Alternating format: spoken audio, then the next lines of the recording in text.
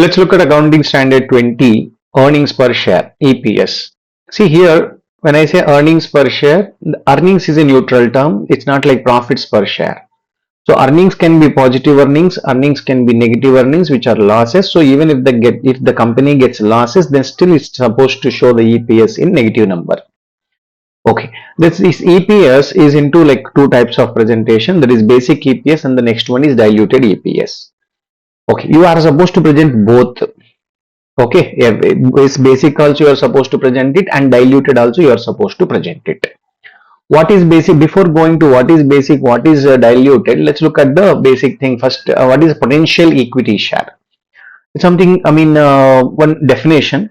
It's a financial instrument. It's a financial instrument or a contract which entitles or may entitle an equity share to the holder.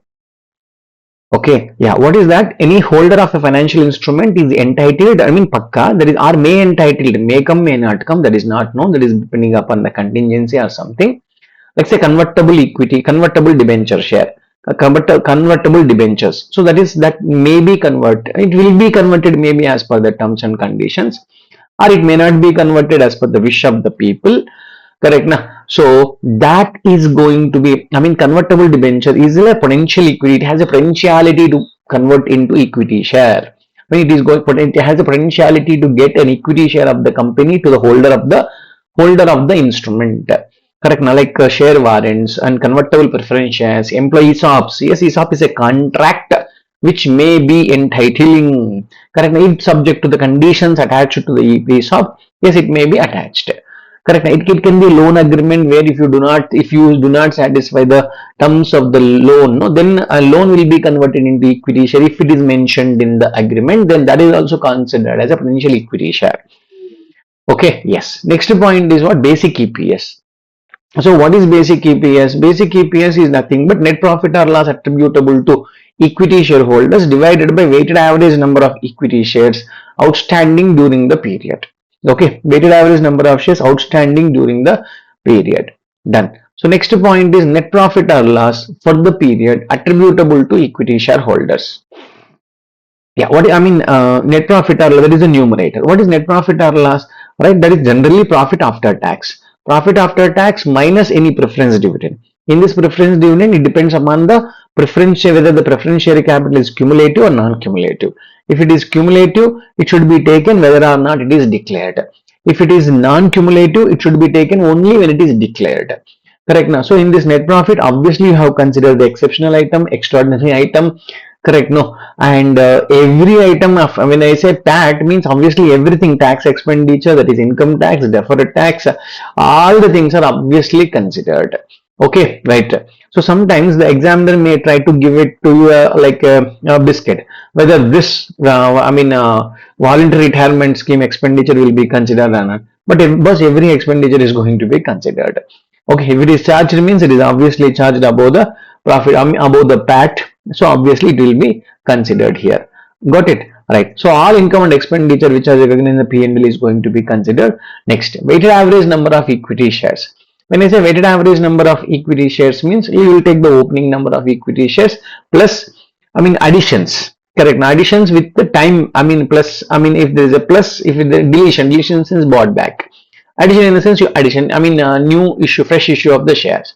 From which date? From the date of issue till the 31st March, how many number of months it was held by the company. Right. So there are two methods, like you can consider from the date of transaction till the date, or like how many number of days it was held. So two ways are there. Any method you follow, it will give you same answer. That is what. But here the first and foremost question, it was asked in one of the examination. Okay, it was for 4 marks out of these 8, or I think approximately 8-9 points are there. Out of these 8-9 points, he picked 4 or 5 points and he asked for 4 to 5 marks question. Okay, yes. And so if you say, which date am I supposed to consider? Correct. Now, if the company is issuing for cash, which date cash is received, that is important. Not the board of directors have issued the shares. No, that date is not important. Which date is cash receivable? That date is supposed to be taken into account. Okay, and conversion of debentures. Yeah, what is the date of conversion mentioned in the agreement? No, that date you are supposed to take it. Actual conversion might have happened maybe after 15 days or 20 days.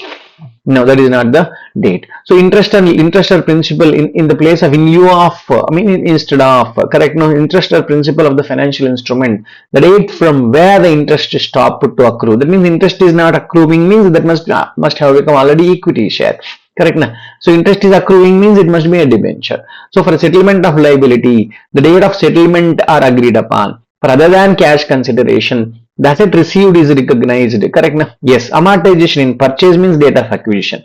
Amortization in the nature of merger means from the beginning of the current year itself you are supposed to take. Even though a merger must have happened in the 30th September, but you should assume that merger must have happened on the 1/4. Why means in case of amalgamation in the nature of merger, we prepare the profit and loss as if the merger has happened from the beginning of the financial year. Even though it didn't happen, that is the way, because it's a merger. No, correct. It's a combination of two businesses. It is not acquisition of one by another. It's like a mere willingness. We are willing, and that's why you join the hands. That's why this is the circumstance. Contingently issuable shares. When all the conditions are satisfied, no, that day only you should consider it for the basic EPS. Okay. If the shares are partly paid up, then what are you supposed to do? These partly paid up shares should be converted into equivalent number of fully paid up shares, and that number you are supposed to take it. And suppose that if I have got two different class of shares, yes, there may be 10 rupees class of share, there may be 5 rupee class of share, there may be 3 rupees class of shares. Okay, for the time being, what you should do, you should convert all the shares into, any one class of shares you should convert it, and accordingly you find out the, basic EPS, correct na? Then subsequently when you are presenting it, suppose example, for 5 rupee, you converted all the shares into 5 rupee each. Okay, done. And you got the EPS of, say example, 10 you got an EPS of 2 rupees, you got it. Yes, you should mention very clearly for 5 rupees, basic EPS is equal to 2 rupees. Rupees 2. And for the 10 rupees each face value. So for 5 rupees, 2 rupees, hey, the 10 rupees, it should be 2 into 2, that is equal to 4 rupees. Got it? Yeah, exactly. It should be in that manner. Yeah, so in case of calculation of, EPS, in case of bonus shares, in case of split, in case of share consolidation, in case of rights. Rights is a separate topic, I'll take it in the next slide, but in case of bonus, share split, share consolidation, what will happen? Number of shares may be increasing, or number of shares may be decreasing, but there is no 1 rupee of money also cannot coming in. So, because of this, what will happen? You will get, if the number of shares are going up, then the current year basic EPS is going to fall down. Correct. Now compare it to the previous year. Even though if you have earned same amount of revenue or same amount of profit attributable to equity shareholders, current year EPS will be down and previous year EPS looks more.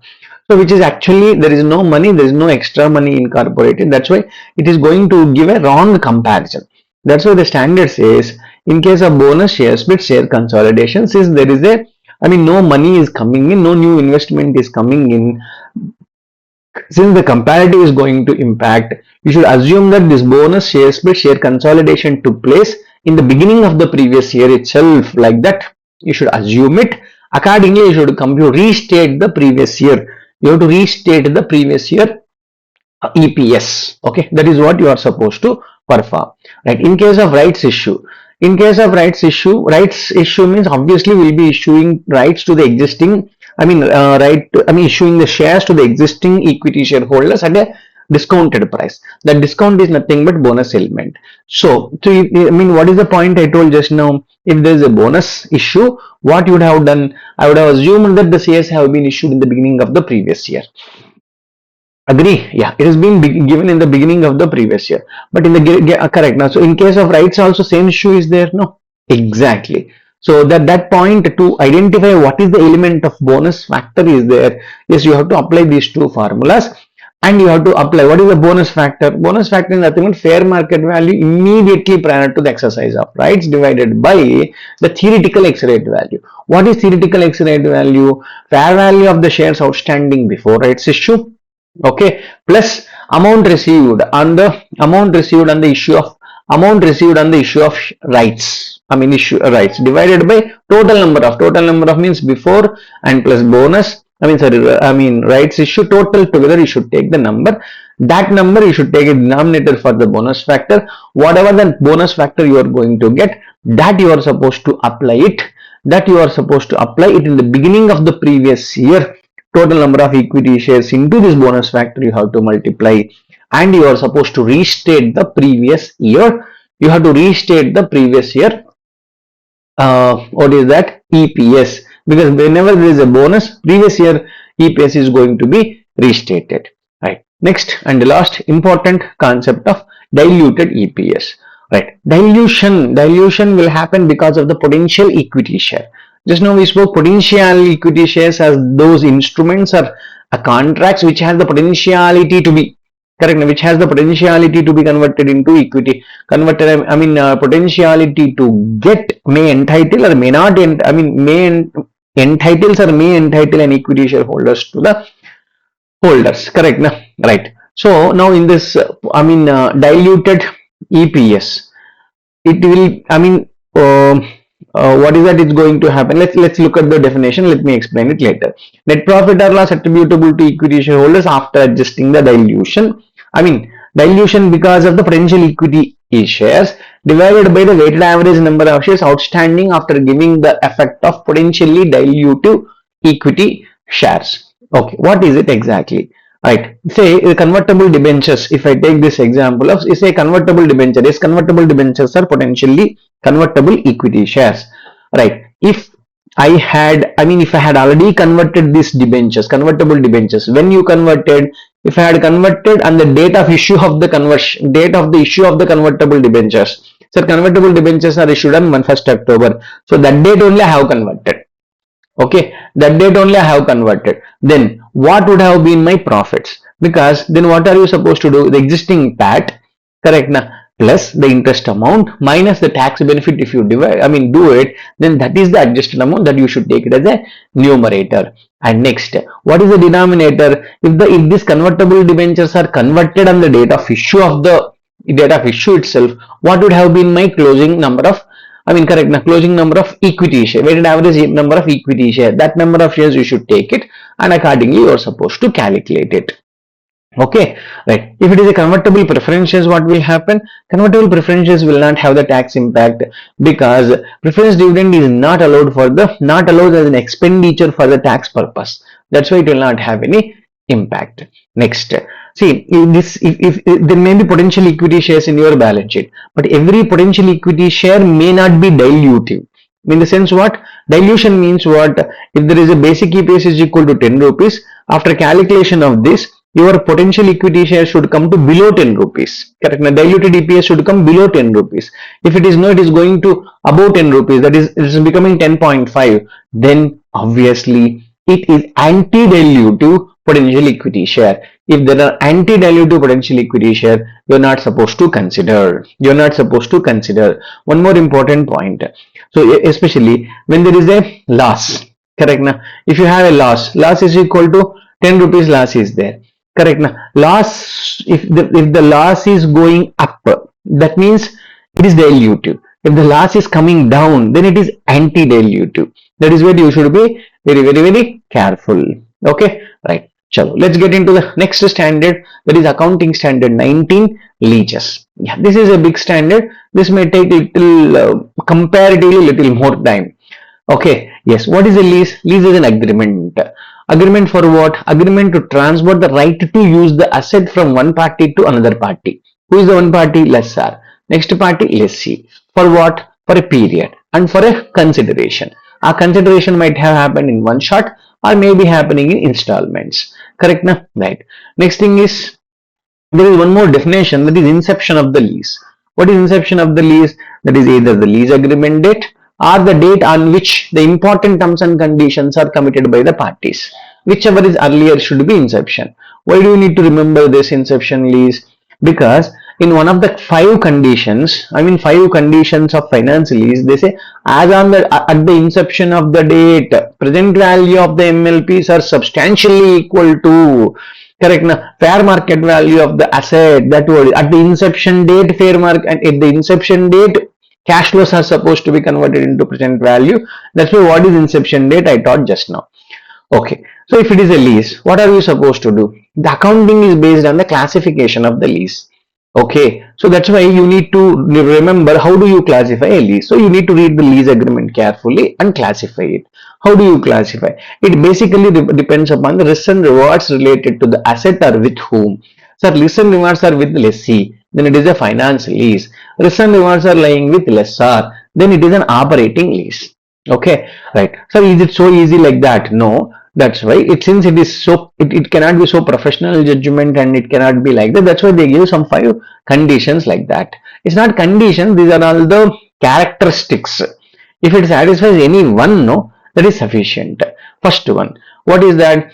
If the asset, the ownership of the asset is going to be transferred at the end of the lease term, the asset is going to be transferred at the end of the lease term, then it is nothing but like a hire purchase. It should be treated as a finance lease. Okay, second one, the lessee has an option to buy. It's given in the agreement today itself. Lessee has an option to purchase at the end of the lease term at a price which is lower than the fair market value, and it is reasonably certain that lessee is going to buy. Then yes, it is a finance lease. And the third thing is the lease term is the major economic part, I mean major part of economic life of the asset. Then also, I mean to say life of the asset is equal to 10, term is equal to say 88 years, or I mean life is equal to 10 years, term is equal to 8 years, 9 years, something like that. So that means 80%, 90% of the benefits of the economic benefits of the assets is going to be used by me. Then I am correctly really, even though I am not the legal owner, but I am the real owner. Correct na? That's why in accounting standard, one substance over form, consider the reality rather than the legality. That is what we discussed. Correct. And the third one, if it is a specialized nature of asset, I mean it is a customized asset where it can be utilized by the lessee alone, and if anybody wants to use the same asset, they have to do major modification to the asset, then also it is supposed to be considered as finance lease. And on the date of inception, correct, now the present value of the minimum lease payments, which are substantial, correct, which minimum lease payments minimum lease payments are substantially equal to the fair market value. Fair market value of which date? On the date of inception. The agreement date only. This is for the classification. Correct. That's why date of inception definition is also, I mean, crucial and very important point. Okay, what do you mean by minimum lease payment? That is very simple. Minimum lease payments means monthly or annual lease payments will be there. No, those numbers are supposed to be taken. Okay, and that's all. Not that's all. In addition to that, there can be a guaranteed residual value. Yes, guaranteed residual value will be part and parcel.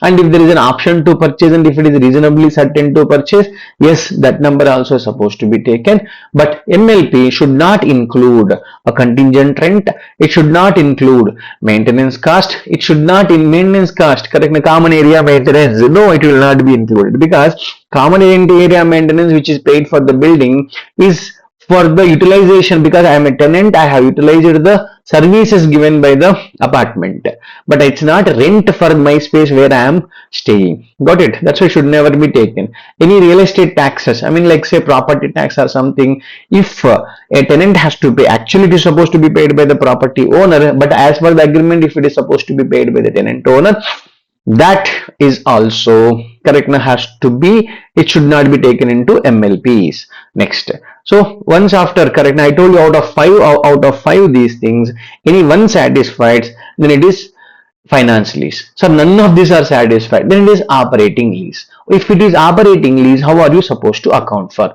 In the lessor books, in the lessee books. Yeah, if it is an operating lease, lessor books, let us look at, he is the owner of the asset and he has the economic benefits of the asset. He only should recognize the asset. He only should charge the depreciation on that asset. Correct? He only should charge depreciation, but he will be getting the rental income. Yes, that rental income is supposed to be straight lined.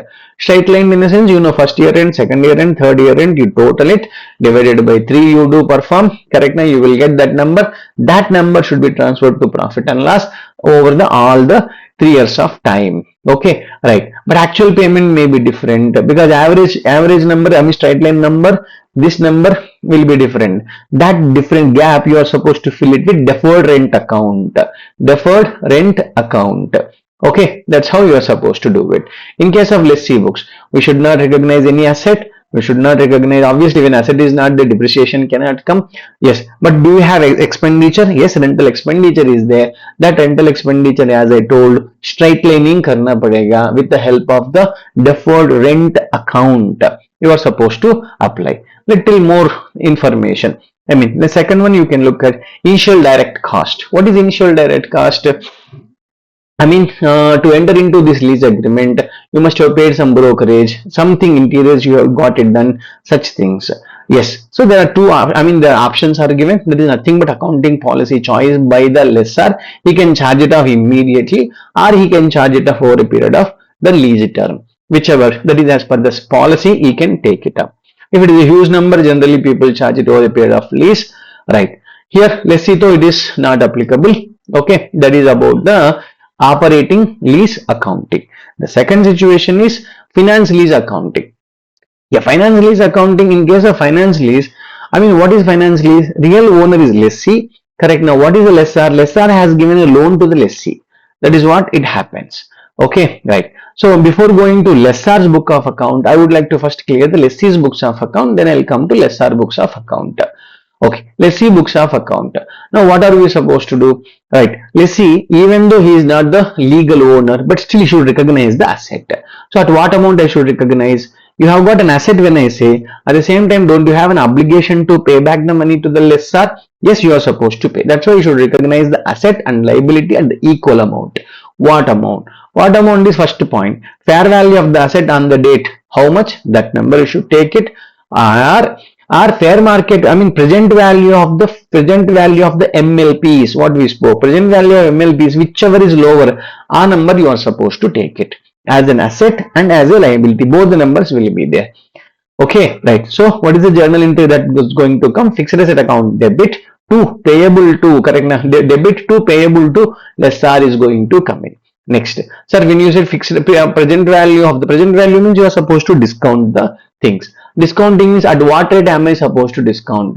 Discounting can first priority should be given to IRR of the lease. Whenever I say IRR, IRR is an income. IRR is always calculated from the point of view of the lessor, not from the point of view of the lessee.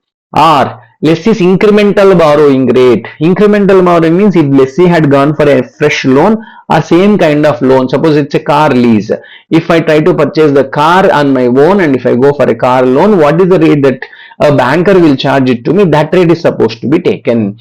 And every lease payment, correct, should be bifurcated into two parts. One is the interest amount, the other one is the payment, payment, principal payment. You're supposed to account it, and interest expenditure will be charged to P&L, and this principal portion will be reduced from the payable because you recorded payable. That should come down. If there's any initial direct cost, that generally, I mean, if you have spent some money, that you add it to the asset. Asset in the sense what you already recorded asset account debit to cash when you have paid any brokerage or something. Once you add it to the asset is going to be depreciated. Asset, what will happen to asset? Asset is, it's here not given. Asset will be depreciated as usual. Like if since it is an asset, no, it's then onwards the PPE standard, the accounting standard 10 is going to be applicable. Okay, let's look at the lessor books of account. Sir, lessor books of account, asset is supposed to be eliminated. Correct. Now, what amount you should eliminate? Obviously, at what rate you purchase, no, that rate only should go up. But for that, they have used a different sentence. What do they say? Recognize the receivable amount. Yes, receivable amount debit. Correct. Now, what are you supposed to? Receivable from lessee account debit to asset. Asset should go off. At what amount? At net investment in the lease. What is net investment in the lease? Present value of gross investment is net investment. What is gross investment? What is gross investment? What is gross investment? Nothing but MLPs plus unguaranteed residual value also you are supposed to consider. That total number should be converted into present value. That's nothing but the real original cost of the asset is going to come back. Okay, original cost of the asset will come back. So if you purchase the asset for 10 lakh rupees, in net investment in lease will come to exactly 10 lakh rupees only. Maybe slight difference if you try to do, a fraction of present value factor if you apply, that will happen. Okay, that is fine. So discounting rate, which one should apply? You don't have a choice of incremental or decremental rate. You have to go with the IRR of the lessor because you are the one, you are giving it to the lease. Correct? Now, don't you know what is the rate of return you are making out from the lease? You know it obviously. And this guy also should divide all the lease receipts into two parts, principal and interest income. Interest income will go to P&L, principal should be reduced from the receivable from the lessor account. Here also, here I mean initial direct costs are going to be going either charge it to profit, I mean transfer it to P&L in one shot, or you can transfer it to over a period of 5 year, I mean lease term, you can transfer it. Okay, that's about the finance lease accounting. And there is one more circumstance when the manufacturer he himself will become the dealer. Manufacturer only is giving the assets on the lease basis. Okay, then what will happen? The first question is when you give it on lease, whether that lease is going to be operating lease, that lease is going to become finance lease. That is more important. If it becomes operating lease, no my dear, there is no big issue. Why? Why in the sense, if it is an operating lease, the manufactured asset will be recognized as an asset as per accounting standard 10, correct, at the cost without including any, what is that, profit element, correct, you will recognize the asset, and asset will be at the in the books of the lessor itself, correct. Now he will normally whatever the operating income is going to get, I mean rental income will get, he will straight line it and he will depreciate the asset and nothing new. It's all similar what I have told. But if it is a finance lease, there is one small point. If it is a finance lease, there are actually three terms are there. One is, I mean, there are two kinds of profits. I mean, I can say what is the cost of the asset, what is the normal selling price of the asset, what is the higher purchase price of the asset, or other way around, what is the normal, I mean, profit on sale of the asset, what is the interest income that is coming out of the lease. Because there is a, I mean, when you say finance lease, risk and rewards are being transferred to other party. That means sale is taking place. When sale is taking place, normal profit and loss should be transferred to profit and loss statement. So for that purpose, okay, what is the normal selling price? That is decided by not just from the market you are supposed to take it, but if they can try to change it and cheat it, anything can happen. That's why standard says selling price is equal to fair value or the present value of MLPs, whichever is lower, that should be taken as the selling price. Cost, you know, cost minus selling price will be the profit on sale. That should be transferred to profit and loss immediately on the date of sale of the asset. And from this price to the real, I mean real amount, actually what you are going to get, that is called HPP, real price including interest. This difference is called unearned finance income. That is nothing but interest income. That interest income is supposed to be transferred to P&L over the period of the lease depending upon the opening balance and etc. Got it? Okay, that is the point in this is what explained. Sometimes what happened, people may try to manipulate it by saying that I am giving to the customer at a 0% interest, which is, that's why when it says, I mean artificially low rate of interest is being used to do in such cases, no, then what are we supposed to do? You are supposed to take the market rate, you are not supposed to listen to, you tell the such kind of kahanis to the customers, but not to the accounting, and accounting standard has to be followed at the market rate of interest you are supposed to follow, like that you are supposed to suggest. And the last and the important one, sale and lease back transaction. Yes, so if it is a sale and lease back, see, actually here you are selling and taking the same asset on the lease back. Okay, by selling, why am I selling? I'm transferring the ownership to other party. And is the asset coming back? Yes, coming back. Who is really enjoying? I am only enjoying. Yeah, it is like a loan with a security you are going to bring it. Correct. Now, it's basically a loan, but you wanted to take it on hire purchase kind. You wanted to secure the lender. That's why this kind of things will happen. The objectives are different, but let's look at the accounting. Okay, right. So what what will happen here also when they sale and lease back? What is the type of lease? The lease can be a finance lease can be operating lease. Okay, if there is a lease, no, if it is a finance lease, then what are we supposed to do? Very simple. If you sell, what do? You will recognize the profit or loss. Standard says don't recognize that profit or loss. That's all. What should I do? Defer it. Defer करके क्या करना sir? Defer करके that you amortize over the period of the lease term. Amortize over the period of lease term. That's all accounting. Correct. What I say? Profit or loss, don't recognize it immediately on the date of sale. Profit or loss should be deferred it, and it is supposed to be recognized to profit and loss over a period of time. Got it? Exactly. Now, okay, that is the basic point. And if it is an operating lease, sir, if it is an operating lease, there are some certain points are there. There are some 3-4 circumstances will come in.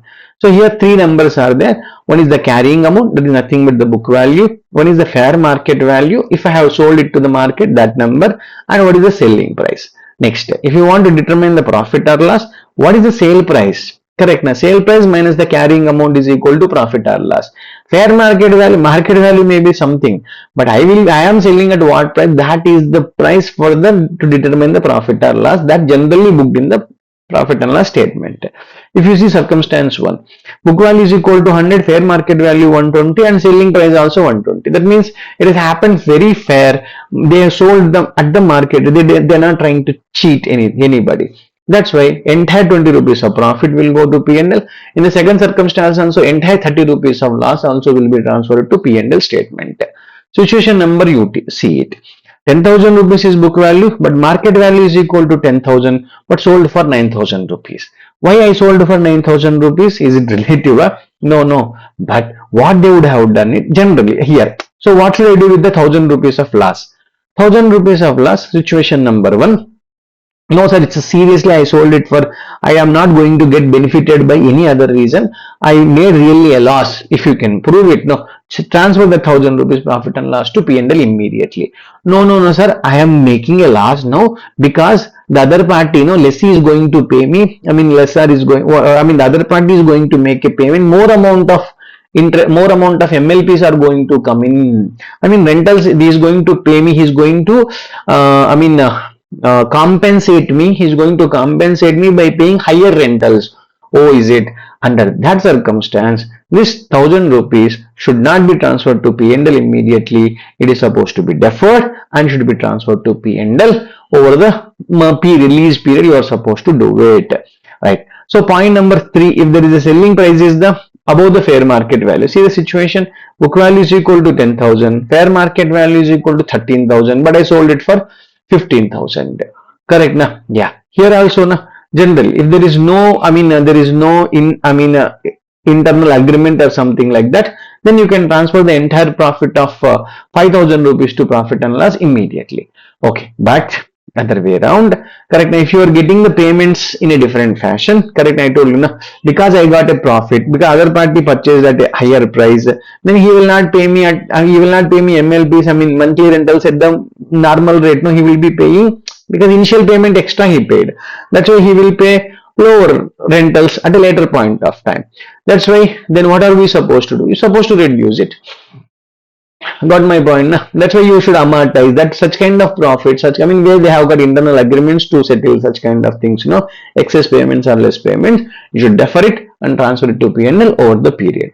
And the fourth last circumstance, book value is equal to 10,000, market value is 8,000, but they sold for 11,000. First thing, when I say market value is 8,000, as we taught sometime before, accounting standard 28, isn't it that it's impaired? It's impaired. That's why first you have to bring the asset from 11,000 to 8,000, you should charge it off. Okay, so the 3,000 will be charged to P&L as an impairment loss. Okay, that means what will happen now? Correct, now fair market value, you got my point, 3,000 should be charged to profit and loss immediately. Agreed. Then whatever the actual profit has come, loss is 10,000 rupees is sold for 8,000 rupees only, because asset itself has come down, right? Asset values, got confused. Okay, book value and fair market value I'm supposed to confer. Book value is equal to how much, my dear? 10,000. Market value is how much? 8,000. That means your asset is impaired by 2,000. So first to bring the book value to 8,000. Got it. So now 8,000 to 11,000 rupees you sold it. Agree? Yes. 8,000 to 11,000 is 3,000 rupees you got a profit. Again, is that you are going to settle it in the future? You are going to get the MLPs at higher rate or lower rate, something like that. Then it is supposed to be amortized. Otherwise, it should be transferred to profit and loss statement over the period.